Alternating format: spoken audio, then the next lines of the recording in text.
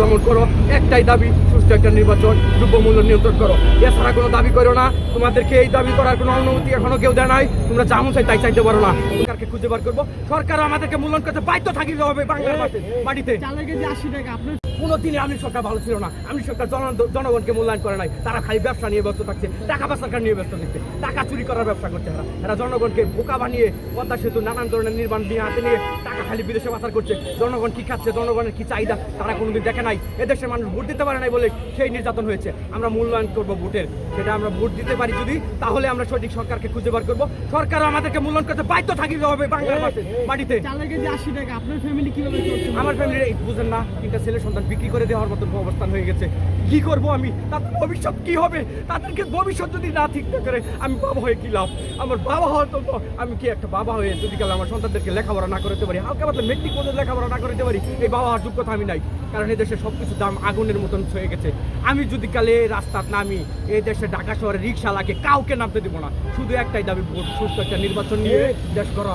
দেশ যার যার কাছ থেকে করতে হবে। সরকারের ঠেকা নাই, সরকারকে ভোট দিতে হবে, সরকারকে জানাইতে হবে, তারা আস্তে আস্তে কাজ করবে। তোমরা নগদে চাও, আজকেই দিতে হবে। তোমরা বাপের দেশ পেয়েছ, স্বৈরাচার শেখ হাসিনার মতন কই যেমন চাই তাই করতে চাইছ।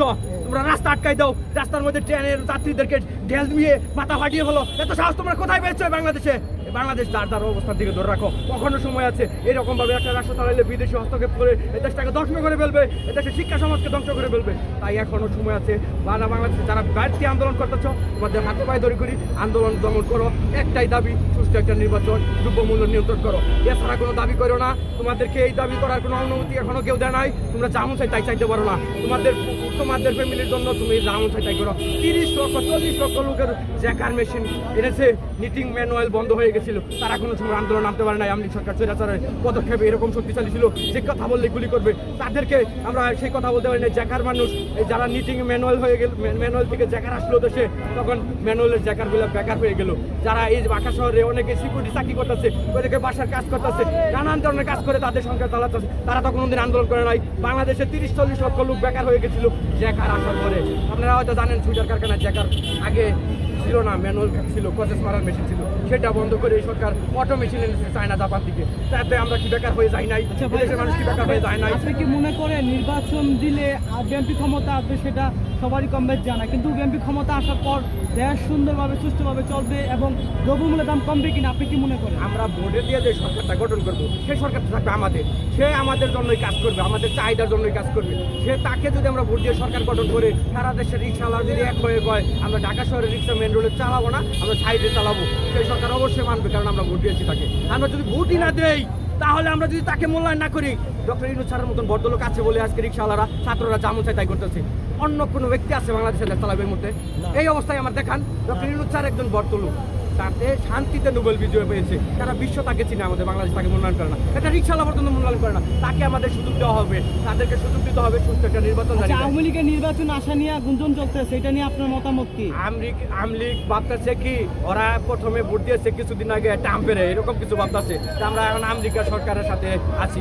আওয়ামী লীগ বাংলাদেশে কোনোদিন আসতে দেবো না। যদি আমি বেঁচে থাকি, আমার সন্তান বেঁচে থাকে, বাংলাদেশের সাধারণ মানুষের সন্তান বেঁচে থাকে, সন্তানরা বেঁচে থাকে, বাংলার জমিনে আওয়ামী লীগের স্থায়ী হবে না।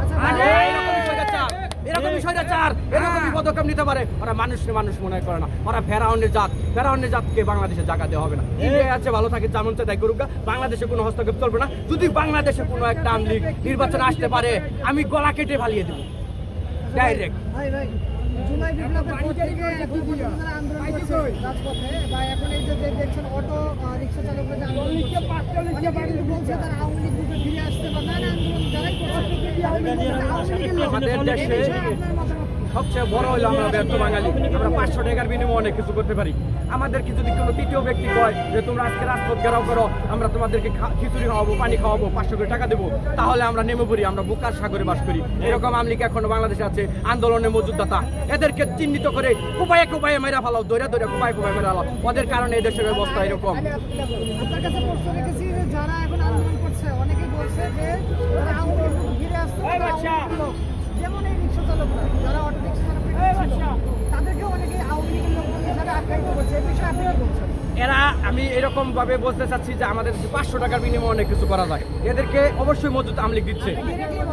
ডাইরেক্টলি আমলিগের এদেরকে হাত আছে, এদের সাথে আমলিগের যোগাযোগ আছে, আনসারদের সাথে আছে, রিক্সাওয়ালাদের সাথে আছে। এই যে বর্তমানে যে কিছু শিক্ষার্থী অবৈধ আন্দোলন করে যে কি তিতুমির বিশ্ববিদ্যালয়ে কি বিশ্ববিদ্যালয় করতে হবে, কে এরা কোথায় ছিল এখন বিশ্ববিদ্যালয় করতে হবে? 16 বছর আগে তোরা কোথায় ছিলি রে এই ছাত্ররা? তোরা কি তোদের ভবিষ্যৎ করবি না? অজম করতে হবে এই বাংলাদেশে। তাহলে ছাত্ররা কি আওয়ামী লীগ? ছাত্ররা ভিতরে আমলিক নাই, আমলিক এই যে এখানে ভিতরে আমলিক নাই। আমলিক মানে কি স্বৈরাচার এখন, তাই স্বৈরাচার কি গাটাকা দিয়ে আছে। আমার আশপাশেও আমলিক লুকিয়ে আছে। আমাদের সজাগ থাকতে হবে, চোখ কান খোলা রাখতে হবে, কখন জানি এসে হস্তক্ষেপ চালায় আমরা হস্তক্ষেপ ভেঙে দেবো আমলিকে। সেদিকে আমাদের নজর থাকতে হবে। আমাদের একটাই দাবি, সুষ্ঠু একটা নির্বাচন দিয়ে ডক্টর ইউনূস স্যার তার সম্মান ধরে রাখবে।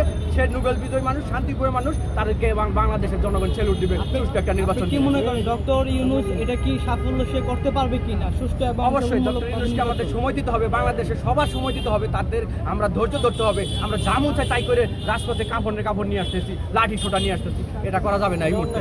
এটা অন্যায়। 100 দিন উনি দায়িত্ব থাকাকালীন একটা দিনও আন্দোলন ছাড়া চলে নাই। তাকে কি দুর্বল পেয়েছেন আপনারা? তাদের কি স্বৈরাচারী পদক্ষেপ দিতে কোন? তার এখনো সময় আছে, আপনার রাজপথ ছেড়ে দেন, তার বাড়িতে ফিরে যান। আমি 4 বছর ধরে চাকরি করি না, আমি এমন কোনো কাজ নাই যে না করি। আমার কি সংসার চালাচ্ছি না, টেনে হেঁটে চালাচ্ছি। কিন্তু এখন যে পরিস্থিতি সামনে ভবিষ্যৎ প্রজন্ম যা দেখতেছি, মানে আমার মরে যেতে হবে, এরকম অবস্থা কেন হবে? ধৈর্য ধরতে হবে আমাদেরকে। ডক্টর ইউনূস স্যার বর্তমান প্রধান উপদেষ্টা বাংলাদেশের হাল ধরেছে, ওনাকে সুযোগ দিতে হবে, ওনার প্রধান উপদেষ্টাদেরকে সুযোগ দিতে হবে। এটা আমাদের নাগরিক দায়িত্ব। ওনার দ্বারা একটা সুষ্ঠু নির্বাচন এই বাঙালি জাতি উপভোগ করবে। একটা নির্বাচনের দ্বারা আমরা সুন্দর সরকার গঠন হবে, সেই সরকারের অধীনে আমরা বাংলাদেশের সবাই কাজ করবো। আপনি তো একজন শিক্ষিত মানুষ।